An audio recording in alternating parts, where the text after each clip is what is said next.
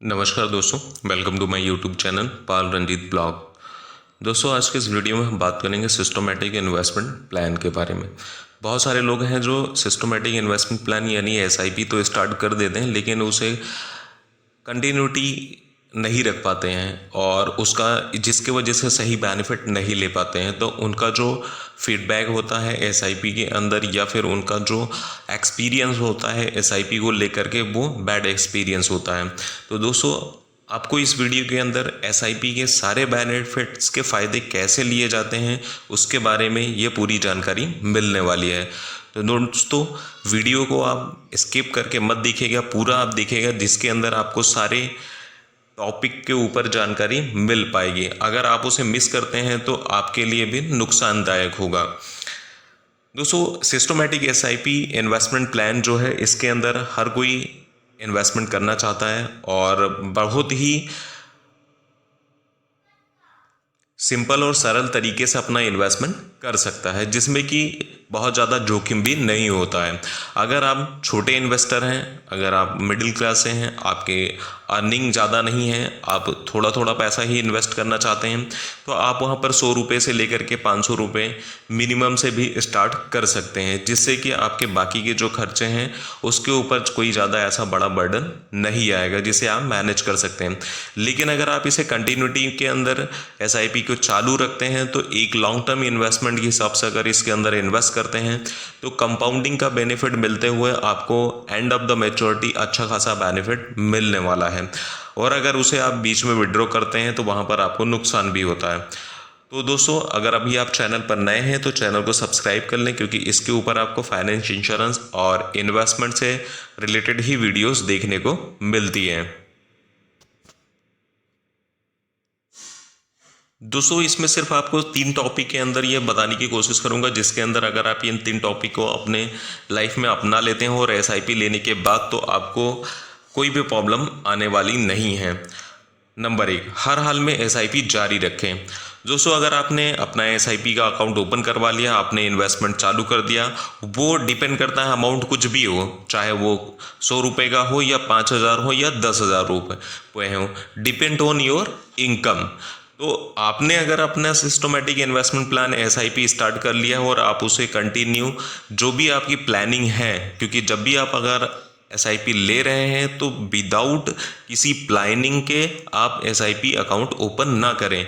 दूसरे को देख करके या दूसरे के कहने पर या फिर किसी एडवर्टाइजमेंट के अंदर देख करके कि वहाँ पर अच्छा खासा रिटर्न मिल रहा है, आप एसआईपी में इन्वेस्ट कर दें, तो उन चीज़ों को देख करके आप में जोश में आकर के अपना अकाउंट ओपन ना करें। जब भी आप इन्वेस्टमेंट किसी भी तरीके का स्टार्ट करें तो सबसे पहले आप उसकी एक शांतिपूर्वक प्लानिंग करें।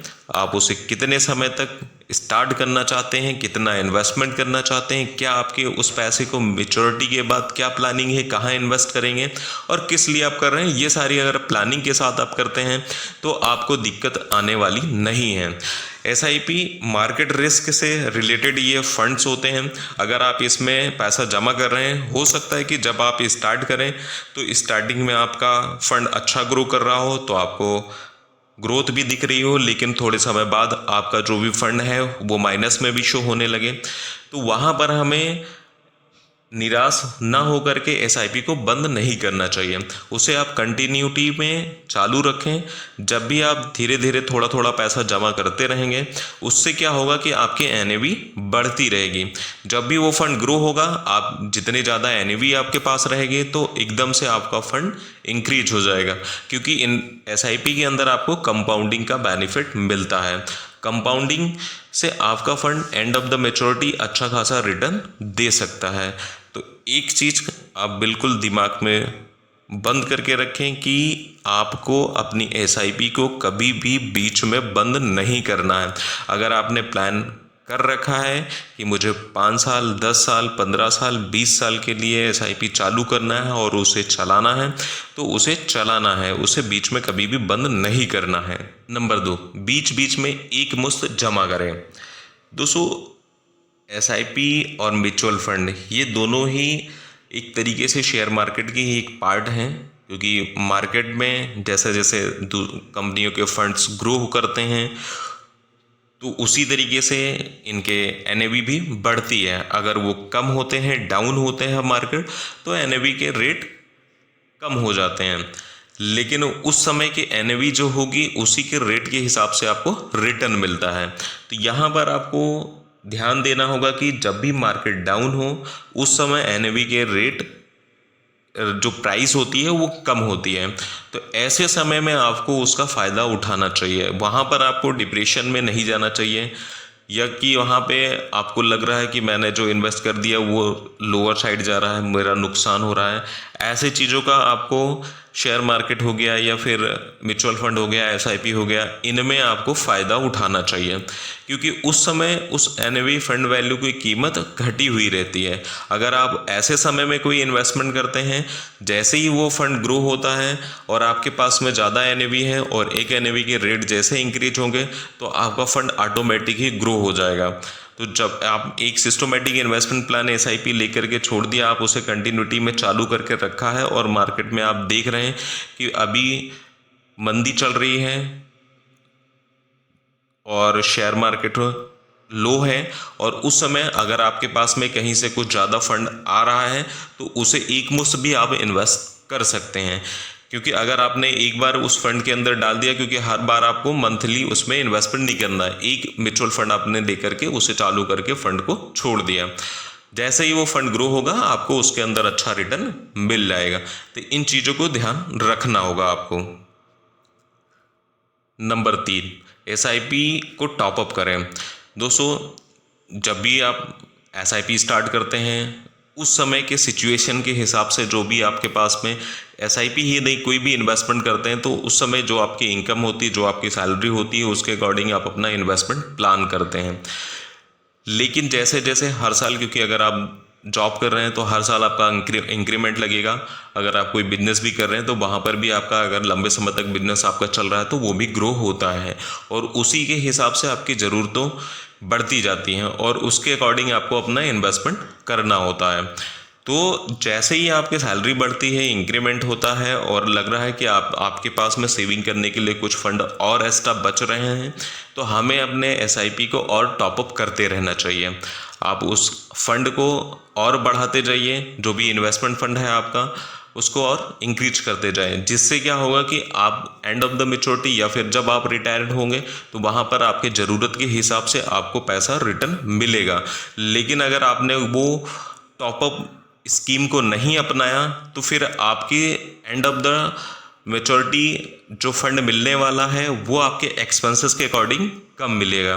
तो इन चीज़ों का भी आपको खास ध्यान रखना होगा, ताकि आपको रिक्वायरमेंट के हिसाब से जब आप रिटायर्ड हो उस समय आपको उतने फंड की आवश्यकता पूरी हो जाए। एक एग्जांपल के तौर पर अभी हम देखते हैं कि अगर किसी ने 5,000 रुपये की एक SIP लेते हैं, एग्जांपल के लिए आशीष नाम के एक व्यक्ति हैं और उनकी उम्र अभी 35 साल की है, और उन्होंने अपने रिटायरमेंट के लिहाज से एक SIP उन्होंने 5,000 रुपये महीने का इन्वेस्टमेंट स्टार्ट किया है। अभी उनकी उम्र है 35 साल और आने वाले 60 सालों के लिए वो इन्वेस्टमेंट कर रहे हैं, यानी कि 25 साल तक उनको अपना इन्वेस्टमेंट चलाना है। 5,000 रुपये का इन्वेस्टमेंट है और 25 सालों के लिए रहेगा, और एक रेट ऑफ इंटरेस्ट हम 12% का लेकर चलते हैं कि अप्रॉक्स इनको इतना रिटर्न मिल सकता है। अगर 12% रिटर्न के हिसाब से हम देखते हैं तो अप्रॉक्स जो ओवरऑल उनका 5,000 रुपये के हिसाब से इन्वेस्टमेंट है वो लगभग 15 लाख रुपए का होगा, और जो उन्हें रिटर्न मिलेगा सिर्फ कंपाउंडिंग का वो 80 लाख रुपए होगा। तो 15 और 80 प्लस करते हैं तो अप्रॉक्स 95 लाख रुपए का उनको रिटर्न मिल रहा है SIP के अंदर। तो इस तरीके से आप भी अपने फाइनेंशियल प्लानिंग करें अपने ज़रूरत के हिसाब से, अपने रिटायरमेंट के लिए, अपने आवश्यकता के लिए, और जब भी करें जो भी अभी आपको टिप्स दिए गए हैं उनको आप फॉलो करें, जिससे कि आपको आने वाले समय में फंड की कमी महसूस ना हो। तो दोस्तों, आपको ये वीडियो कैसा लगा आप उसे कमेंट करके बताइएगा। साथ ही ज़्यादा से ज़्यादा लोगों के साथ में शेयर करें, जिससे कि उनको भी इसके बारे में जानकारी मिल सके। चैनल पर अगर ये अभी आप नए हैं तो सब्सक्राइब करके बेल आइकन के बटन दबाएं, जिससे कि नेक्स्ट वीडियो जो भी इस चैनल पर अपलोड हो उसका नोटिफिकेशन सबसे पहले आपको पास आए। धन्यवाद।